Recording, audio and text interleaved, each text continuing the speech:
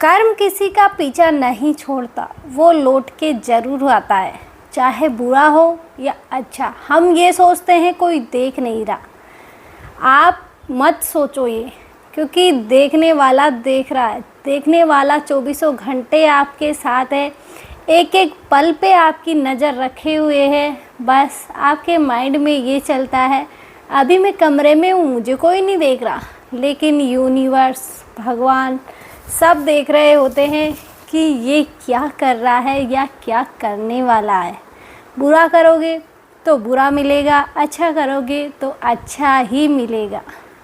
मान लो आपको कभी आप भगवान को नहीं मानते, लेकिन बहुत सी कंडीशन ये हो जाती है कि आपके सामने ऐसी सिचुएशन आके खड़ी हो जाती है कि अब तो आपको मानना ही पड़ेगा कि भगवान है। लेकिन फिर भी हमारा माइंड ये ही बोलता है नहीं, भगवान नहीं है।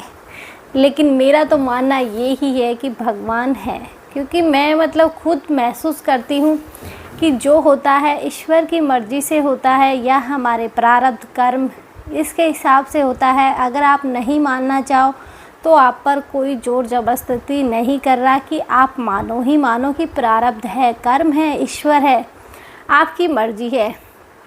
ऐसे ही एक गांव में एक आदमी था, ये रियल है, यानी कि मेरी खुद की आंखों देखी बात है कि 3 भाई थे, 2 भाई साथ में रहते थे, एक भाई अकेला रहता था, क्योंकि उसे अपने पैसों का बड़ा घमंड था। पैसे उसने कैसे कमाए थे कि जब उनके कोई करने वाला नहीं था, कि सबको भाई पे विश्वास होता है कि अभी शादी नहीं हुई थी, सबको विश्वास था अपने भाई पर कि ये जो करेगा अच्छा करेगा, क्योंकि वो पैसे लेन देन में अच्छा समझता था। बाकी 2 ये सोचते थे भाई जो कर रहा है अच्छा कर रहा है, लेकिन उसे नहीं पता था कि भाई के पीठ में खंजर घोंप देता है।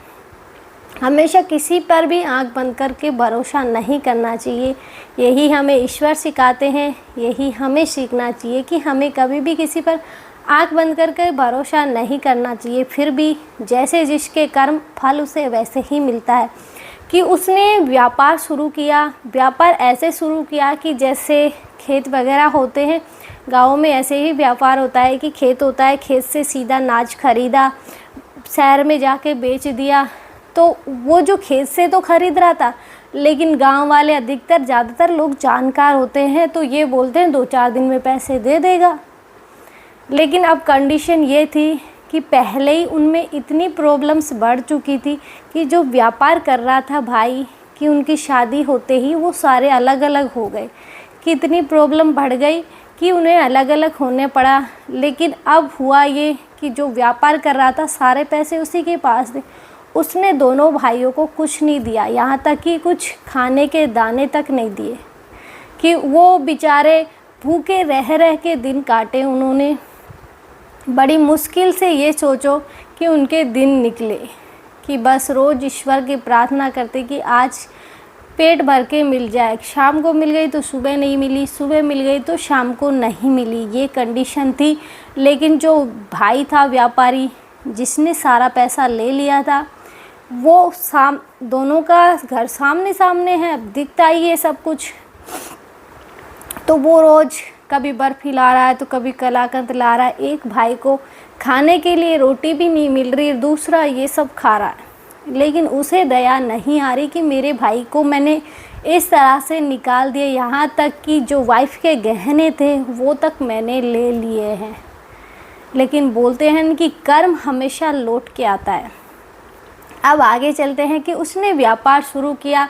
व्यापार इस तरह से किया कि खेत से ख़रीदा, शहर में जाके बेचा, लेकिन खेत वाले को वो होल्ड कर रहा था कि अभी होल्ड करो, पैसे बाद में दूंगा, क्योंकि जानकार को जल्दी से होल्ड कर लेते हैं, अनजान हो तो नहीं करते, हाथों हाथ देना पड़ता है, लेकिन जानकार हो तो करना पड़ता है।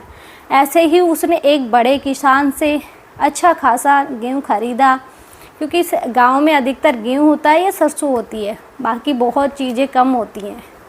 कि उसने बहुत ख़रीदा, यानी कि 1-1.5 लाख का उसने माल उस आदमी से ख़रीदा, उसे पैसे नहीं दिए। तो अब ये प्रॉब्लम ये थी कि अब वो तो पैसे मांगेगा, क्योंकि 2-3 महीने हो गए वो टाल रहा था उसे, जैसे टले, लेकिन टल नहीं पा रहा था। तो अब हुआ क्या कि एक दिन उसने पकड़ ही लिया कि ऐसे तो ये, क्योंकि जब भी वो घर जाता तो वो घर से निकल जाता, मिलता ही नहीं, क्योंकि धीरे धीरे लोगों का कर्जा उस पर चढ़ने लग गया, क्योंकि उसने अपने खाने पीने में ही निकाले, क्योंकि कर्म हमेशा लौट के आता है, क्योंकि उसने पहले ही इतना बुरा कर दिया था कि सब ने विश्वास किया, सबका विश्वास तोड़ा, यहाँ तक कि खाने तक के लाले पड़ा कर दिए उसने खुद के ही भाई को।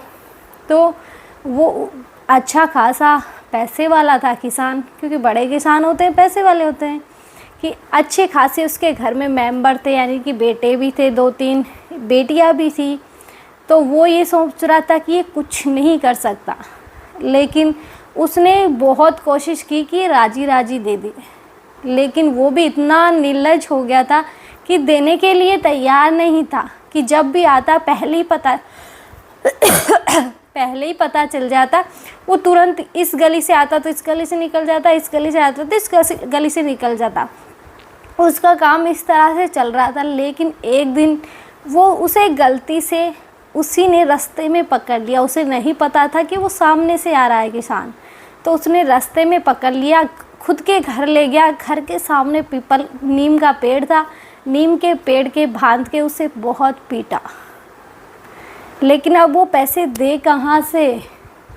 लेकिन यहाँ मदद उसके बड़े भाई ने की कि उसके पास और थोड़े जो गहने थे वो भी उसे दे दिए कि पीछा छूटे, ये मर कर गया तो खाली पीली भाई है, अब ये तो नहीं समझ रहा। लेकिन उसी ने उसकी मदद की कि जिसको उसने खाने तक को तरसा दिया उसने ही मदद करी।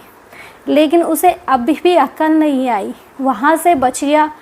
तो वो सीधा, सॉरी मैं इसमें एक थोड़ी बात पहले भूल गई कि ईश्वर वाली बात, कि ईश्वर हमेशा किसी के साथ भेदभाव नहीं करते।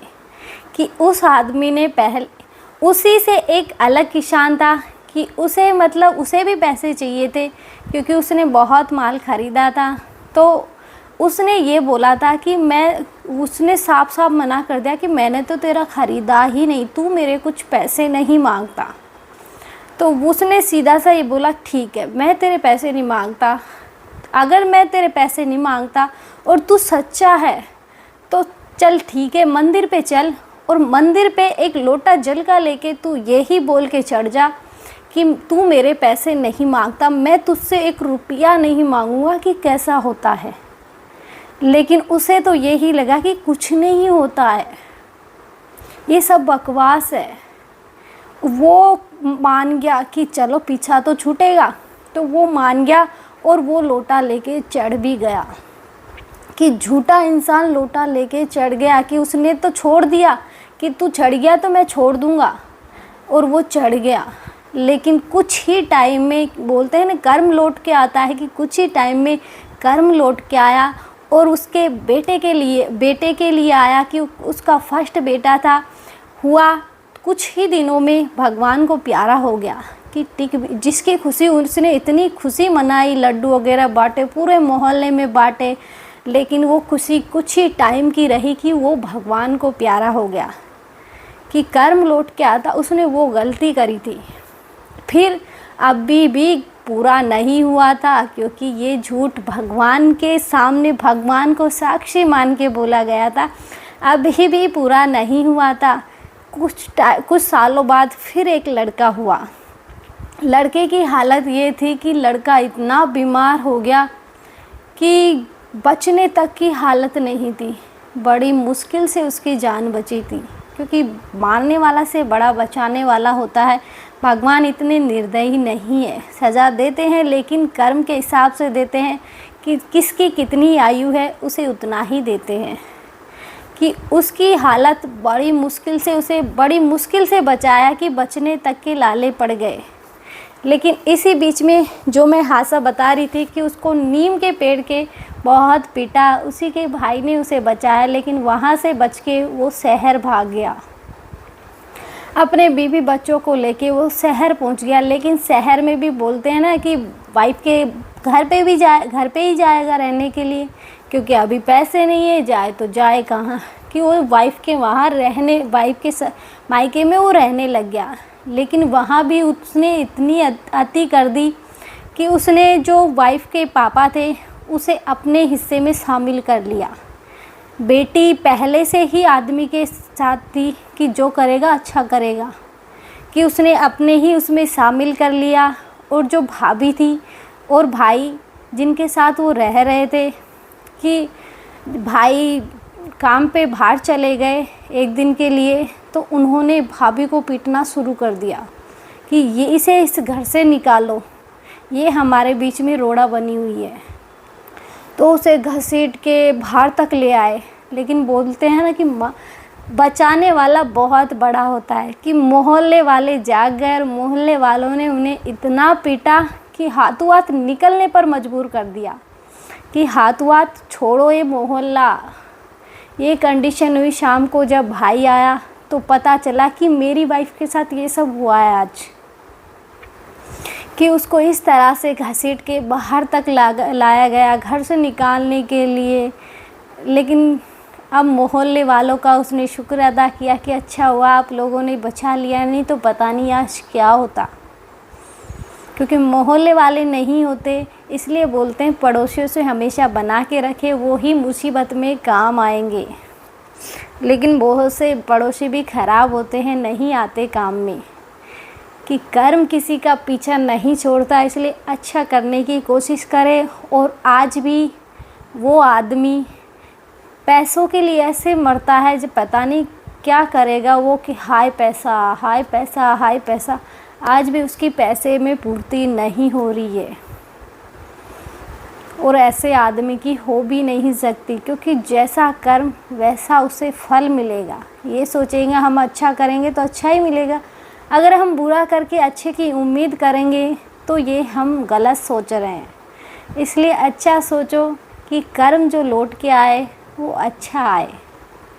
कोई कुछ बोल रहा है तो दो बातें सुन लो, तुम अपने कर्म खराब मत करो। मेरी तो आपसे यही प्रार्थना है, मानो तो ईश्वर की मर्ज़ी, ना मानो तो ईश्वर की मर्ज़ी।